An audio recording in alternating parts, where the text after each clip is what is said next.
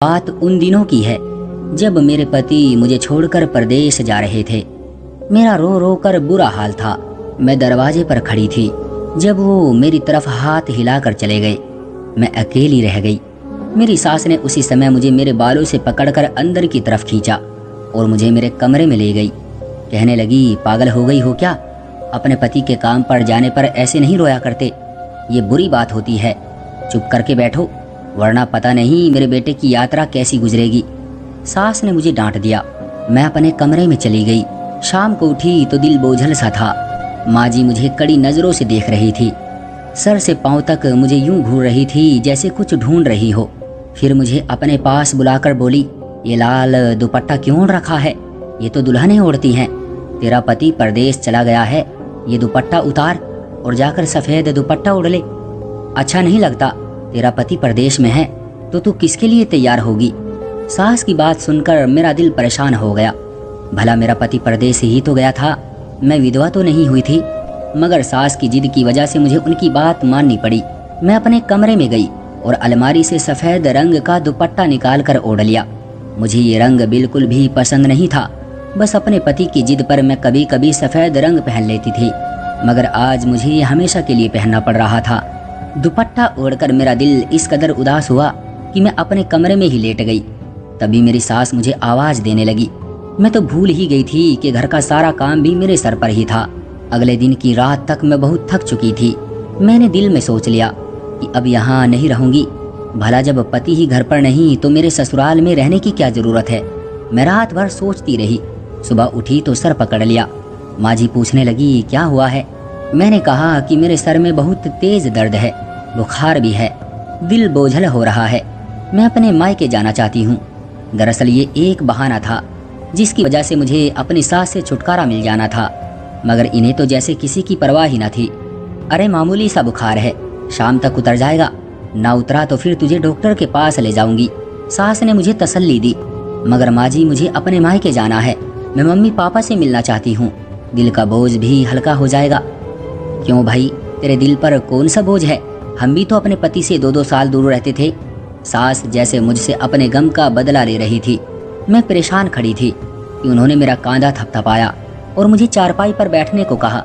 मैं बैठी तो सास ने मुझसे कहा कि मैं यहाँ से एक कदम भी ना हिलूं। मैं वहीं बैठ गई। सास अंदर से एक काले रंग की बोतल लेकर आई और फिर मुझे चारपाई पर लेटने को कहा। अब न जाने कौन सा हकीमगिरी का इलाज शुरू होने वाला है, मैंने दिल में सोचा।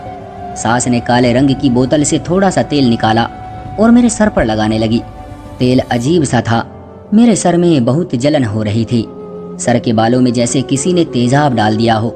माँ जी ने मेरा सर दबाना शुरू कर दिया, साथ ही सर की मालिश भी शुरू कर दी। अब तुझे आराम हो जाएगा, ये ऐसा तेल है जिसे 7-8 दिन लगाने से ही तबीयत बेहतर हो जाती है। मेरे घर में पहले यही इस्तेमाल होता था, बल्कि हमारी सास भी हमें यही लगाया करती थी। अब मैं बेबस होकर बैठ गई। बहाना तो कर लिया था, मगर मैं बुरी तरह फंस गई थी। इस कड़वे तेल की मालिश करवाना मुझे बहुत बुरा लग रहा था।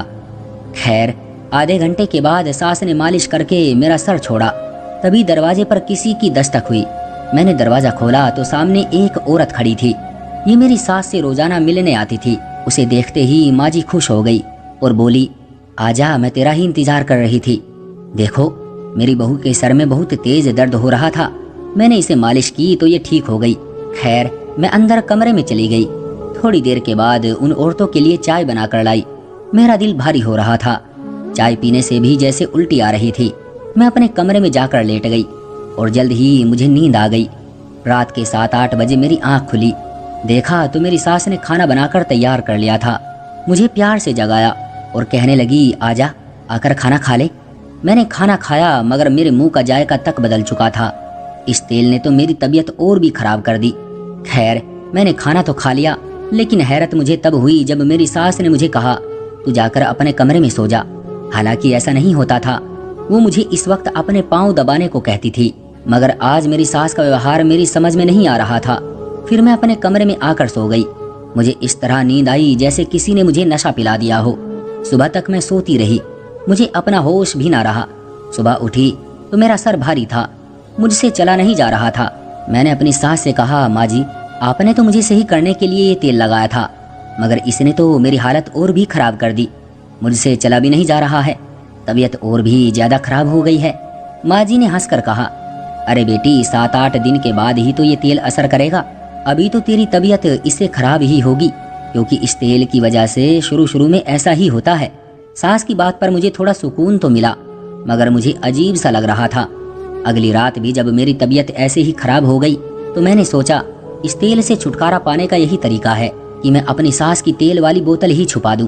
फिर मैंने ऐसा ही किया। शाम को अपने किसी काम से बाहर गई तो मैंने वो तेल की बोतल लेकर गमलों के पीछे छुपा दी और सोचा कि अगर ज्यादा हंगामा किया तो उन्हें बता दूंगी। अब मुझसे बर्दाश्त नहीं होती थी ये रोज रोज की परेशानी। खैर, मैंने तेल तो छुपा दिया, मगर सास ने आकर रात को जब तेल ढूंढना शुरू किया तो बोली, तेरी मालिश करनी है, तेल कहाँ गुम हो गया है। मैंने भी ऐसा नाटक किया जैसे मैं जानती ही नहीं हूँ। तब माँ जी ने इस कदर शोर मचाया कि सारा घर सर पर उठा लिया।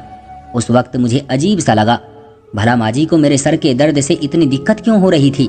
अगर मेरी सास का व्यवहार पहले से ही ऐसा होता तो मैं इस बात को मान सकती थी।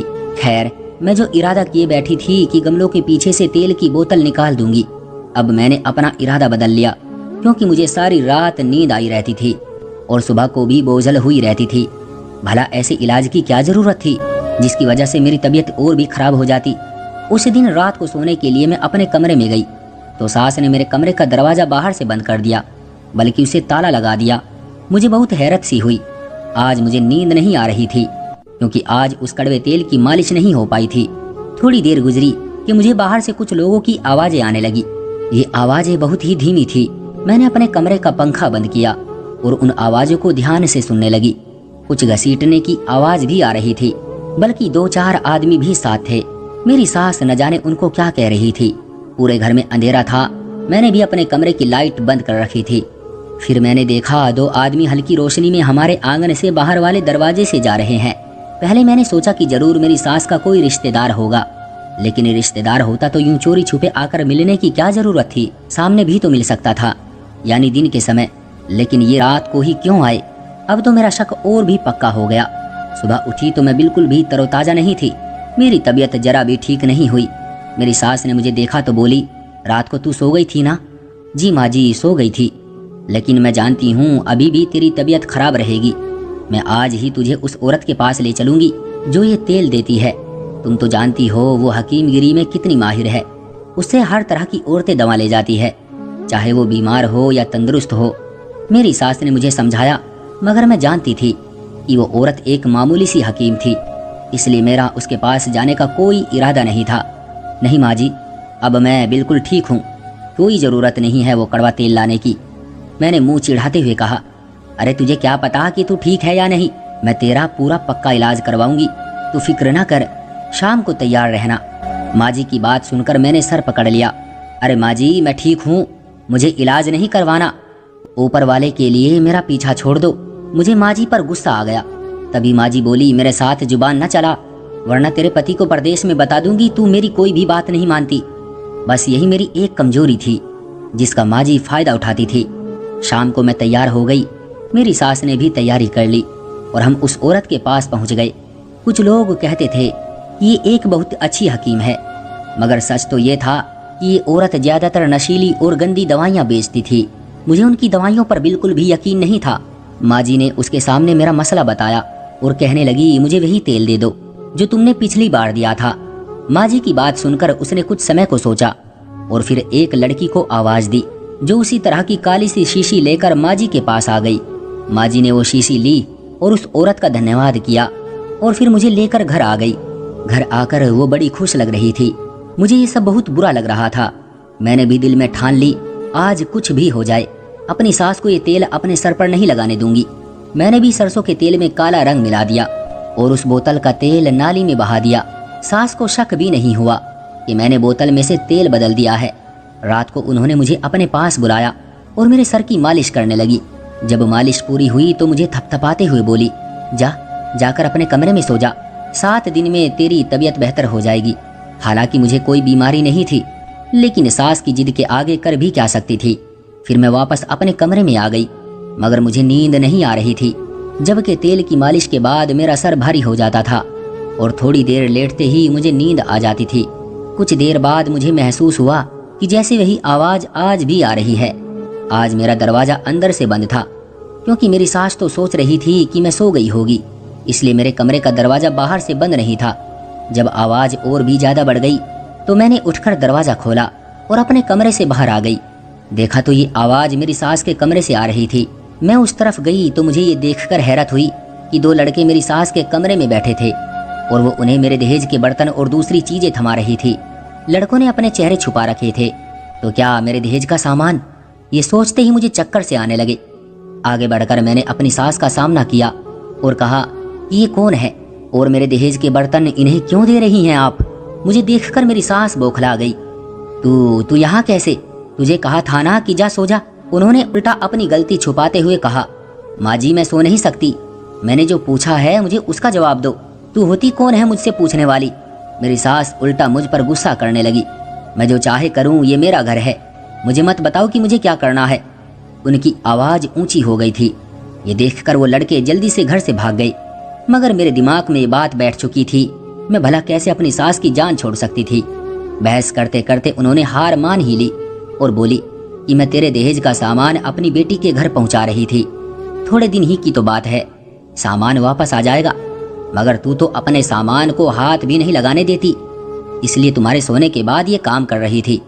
सास की बात सुनकर मुझे गुस्सा आ गया, क्योंकि ऐसी बात नहीं थी, मैं कभी भी उनको मना न करती। फिर न जाने क्यों उन्होंने मुझसे ये बात छुपाने की कोशिश की। जब मेरी और उनकी बहस बढ़ी तो वो मुझे धमकियां देने लगी, कहने लगी मैं तुझसे बदला लेकर रहूंगी, तूने मेरे बेटे का घर बर्बाद किया है, मैं अभी उसे फोन करूंगी और बताऊंगी कि रात को तुझसे दो लड़के मिलने आए थे। उनकी ये बात भी मैं समझ गई थी कि वो अब क्या चाहती है। मैं एक बार फिर अपनी सास के आगे मजबूर हो गई थी, लेकिन आखिर कब तक? मैंने दिल में सोचा, क्या मैं इसी तरह ब्लैकमेल होती रहूंगी? तब तो ये सारी जिंदगी मुझसे सारी बातें मनवाएगी। ये सोचकर ही मेरे दिल में डर सा आ गया। मैं ऐसा नहीं होने दे सकती थी। उस दिन मैं भी उनके सामने डट गई। कर लीजिए आप फोन, जिसे चाहो कर लो फोन, मैं अपने दहेज के सामान से एक भी चीज नहीं दूंगी। मेरी बात सुनकर मेरी सास को गुस्सा आ गया और उन्होंने मुझे एक जोरदार धक्का दिया। मैं जाकर दरवाजे के आगे गिर गई। वो गुस्से में गुर्राते हुए बाहर गई तो मैं अपना सर पकड़कर बैठ गई। अब न जाने क्या होने वाला था। उनका गुस्सा किसी बड़े तूफान का पता दे रहा था। फिर उन्होंने ऐसा ही किया, परदेश में मेरे पति को फोन किया। मैं भी पास ही खड़ी थी। वो मेरे बारे में ऐसी ऐसी बातें कर रही थी जिसके बारे में मैं सोच भी नहीं सकती थी, मगर उनकी बातों में तो इस कदर जहर भरा था कि मेरे पति भी उन पर यकीन करने पर मजबूर हो गए। मैं उनसे बात करना चाहती थी, अपनी सफाई पेश करना चाहती थी, मगर मेरी सास ने मुझे फोन को हाथ तक नहीं लगाने दिया। मेरा दिल चाह रहा था कि इस बुढ़िया की हड्डियां अलग अलग कर दूं, मगर इस समय मैं कुछ नहीं कर सकती थी। मेरे पति ने भी मुझे कह दिया कि तुम माँ के मामलों में मत बोलो, मैं तुमसे कल से ही से बात करूंगा। मेरा दिल कांप कर रह गया। वो बहुत गुस्से में थे। जाहिर है माँ जी ने उन्हें जो जो बातें कही थी वो सुनने के बाद कोई भी इज्जतदार पति अपनी पत्नी को अपने घर में बर्दाश्त नहीं कर सकता था। अगले दिन उन्होंने मुझसे फोन पर बात की। मैं समझी कि शायद वो मुझसे हमदर्दी करेंगे, मगर उन्होंने रात भर सोचने के बाद यही फैसला सुनाया कि उनके परदेश जाते ही मैं सही रास्ते से भटक गई थी और उनके पीछे उन्हें धोखा दिया। इस बात ने मुझे आंसुओं से तर कर दिया। सोच नहीं सकती थी कि मेरा पति मुझसे ऐसा व्यवहार रखेगा। मुझे तलाक हो गई। 1 हफ्ते के अंदर अंदर तलाक के कागजात मेरे हाथों में पकड़ा दिए गए थे। उसने मुझे अपनी जिंदगी से हमेशा हमेशा के लिए निकाल दिया। मैं रोती हुई अपने माँ बाप के घर आ गई। जाहिर है मेरा कसूर तो नहीं था, मगर मम्मी पापा परेशान हो गए। मैंने भी उनकी परेशानी में अपनी परवाह करने की बजाय उनका साथ दिया। उन्होंने जिस रिश्ते के लिए कहा मैंने हाँ कर दी। माँ बाप की मर्जी से शादी करने का फल मुझे ये मिला कि मेरी शादी एक बहुत अच्छे इंसान से हो गई, जिसे कमाने के लिए कहीं बाहर नहीं जाना पड़ता था। मैं उसी में खुश हूँ। ये मुझे बाहर घुमाने भी ले गए। मुझे लगता है कि मेरी जिंदगी पूरी हो गई। मैं भी इसी तरह सुकून से जी रही थी कि एक दिन मुझे अपने मोहल्ले की एक औरत मिली। बातों बातों में उसने मेरी सास की बात छेड़ दी। मैंने उससे पूछा वो कैसी है, तो वो उनकी हालत पर अफसोस करने लगी। बोली वो बहुत बुरी हालत में है। मैंने कहा क्यों? कहने लगी उनको शायद तुम पर जुल्म करने की आदत हो गई थी। जब दूसरी बहू आंचल उनके घर बहू बनकर आई थी तो वो बहुत खुश थी, क्योंकि वो बहुत अमीर घराने की लड़की थी। ढेर सारा दहेज भी साथ लाई थी, मगर आंचल ने आते ही उस औरत को सीधा कर दिया। उसकी एक बात न मानती। और ऐसी ऐसी बातें अपने पति के सामने करती कि बुढ़िया का बस न चलता। आंचल खूबसूरत भी थी और अमीर भी, इसलिए उसका कुछ रोब वैसे भी ज्यादा पड़ता था। तुम्हारी सास तो तुम्हारी आदी थी, उसने सबको तुम्हारी तरह समझ रखा था। उसने आंचल के साथ भी वही चालाकी करने की कोशिश की। आंचल ने एक रात अंधेरे में उसे रंगे हाथों पकड़वा दिया। असल में तुम्हारी सास को शुरू से ही चोरियां करने की आदत है, न जाने उसे ये आदत क्यों है। हालांकि घर में भगवान का दिया सब कुछ है, मगर अपनी बेटी को अपनी बहू की चीजें देना उस औरत का पसंदीदा काम था। अपने बड़े बेटे की पत्नी का भी उसने यही हाल किया था। अब तो हाल ये है कि आंचल का दिल करे तो उसे खाना दे देती है, वरना सारा सारा दिन वो भूखी ही पड़ी रहती है। उसकी यही सजा होनी चाहिए थी। मैं जानती हूँ उसने तुम्हारे साथ बहुत बुरा किया है। उसने अपनी पहली बहू के साथ भी ऐसा ही किया था। मैं अपनी सास का हाल सुनकर खुश तो नहीं हुई, क्योंकि किसी को तकलीफ में देखकर खुश होना एक घटिया इंसान होने की निशानी है। मगर सच तो ये है कि इंसान को अपने कर्मों की सजा मिलकर ही रहती है। तो दोस्तों, ये थी हमारी आज की कहानी। उम्मीद है कि आपको पसंद आई होगी। आपका क्या कहना है इस कहानी के बारे में, कमेंट करके हमें जरूर